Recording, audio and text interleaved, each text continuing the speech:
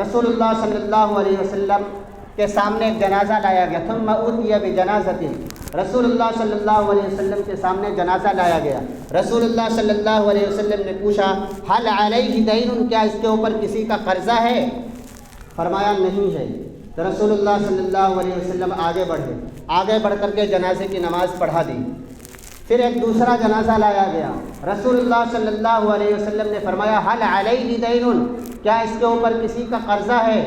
تو کہا گیا کہ ہاں اس کے اوپر قرضہ ہے.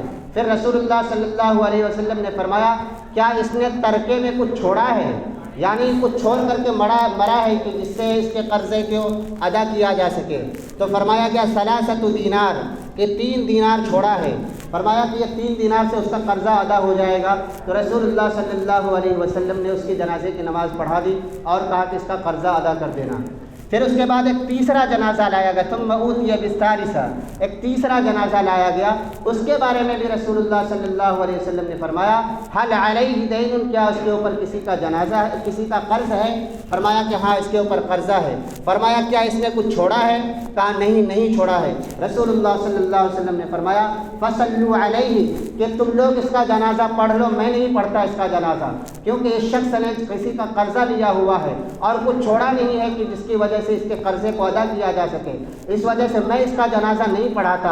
ایک صحابی ہیں حضرت ابو قتادہ رضی اللہ تعالیٰ عنہ. حضرت ابو قتادہ رضی اللہ تعالیٰ عنہ آگے بڑھے اور رسول اللہ صلی اللہ علیہ وسلم سے کہا کہ اللہ کے رسول آپ جنازہ پڑھا دیجئے، اس کے اوپر جو قرضہ ہے اس قرضے کو میں اپنی طرف سے ادا کروں گا. جب حضرت ابو قتادہ رضی اللہ تعالیٰ عنہ نے یہ کہا کہ آپ جنازہ پڑھا دیجئے، اس کے اوپر جو قرضہ ہے یہ قرضہ میں ادا کروں گا، تو پھر رسول اللہ صلی اللہ علیہ وسلم نے اس کی جنازے کی نماز پڑھائی. یہ اتنی بڑی سخت وعید کی چیز ہے کہ جس کے اوپر قرضہ ہے، رسول اللہ صلی اللہ علیہ وسلم نے اس کے جنازے کی نماز پڑھانے سے انکار کر دیا. میرے محترم بزرگ اور دوستو، آخری بات کہہ کر کے اپنی بات ختم کرتا ہوں.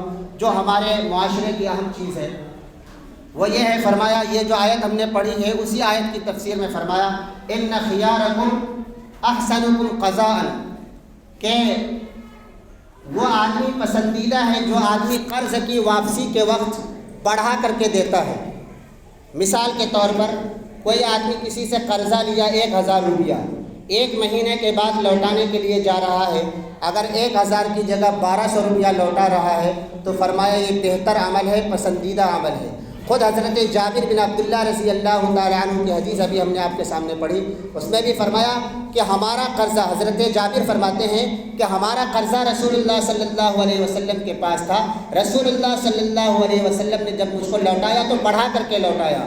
اور اسی طریقے سے وہ جو یہودی کا قرضہ تھا رسول اللہ صلی اللہ علیہ وسلم کے پاس، جو اونٹنی لی تھی، لوٹاتے وقت اس سے بڑی عمر کی اونٹنی رسول اللہ صلی اللہ علیہ وسلم نے لوٹایا ہے.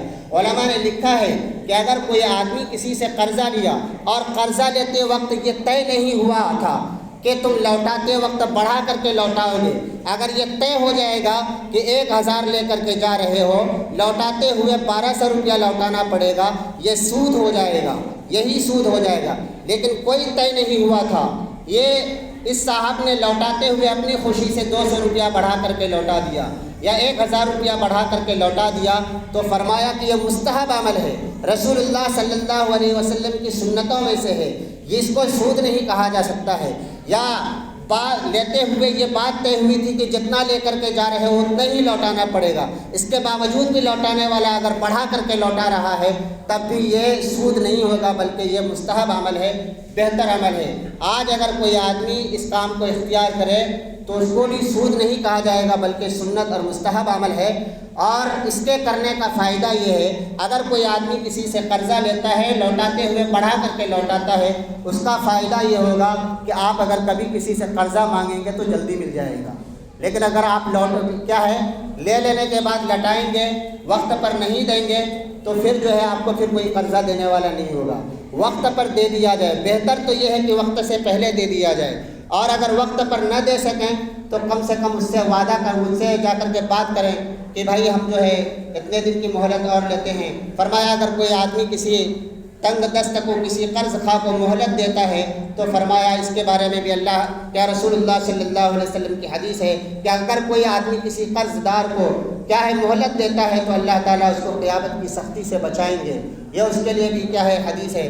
میرے محترم بزرگوں اور دوستوں، یہ قرض کے تعلق سے کچھ باتیں ہم نے آپ کے سامنے بیان کی ہے، اس امید کے ساتھ کہ اللہ تعالیٰ ہم سب کو صحیح سمجھ عطا فرمائے. آمین. وآخر دعوانا الحمد للہ رب العالمین.